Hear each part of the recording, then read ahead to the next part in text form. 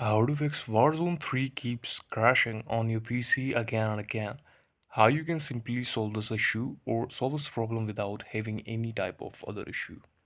For this, what you have to do is mainly click on your game, and from the main menu you simply have to delete all the tabs, and after that simply go on here on your home page on the desktop page here, and then look up to the right corner of the screen, that is your Wi-Fi network connection. And from there you have to check your Wi-Fi connection, that if you're connected with a full strength Wi-Fi network. If it is, so you won't face any type of error like this. Kindly change your Wi-Fi network connection to a better strength, and then click on the airplane mode to switch it on, then switch it off again. After that, simply look out to the left bottom of the screen, that is your start button.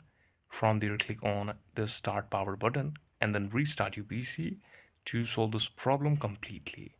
And once you do it, you will see that there is no problem happening like that. Thank you so much for watching this video.